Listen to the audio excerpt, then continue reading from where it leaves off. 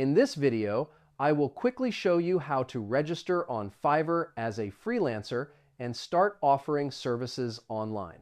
First, go to the Fiverr website and click the Join or Sign Up button. Create your account using email, Google, Apple, or Facebook. After creating your account, sign in and click the Become a Seller option to activate your freelancer profile.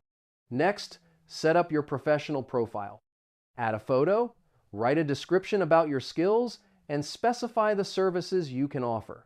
Then create your first gig, which is the service you want to sell. Enter a clear title, choose the service category, and write a description explaining what you offer. Set your price and upload images or examples of your work. When finished, click Publish Gig to make your service available online.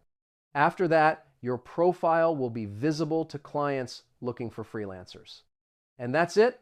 Now you know how to register on Fiverr as a freelancer easily.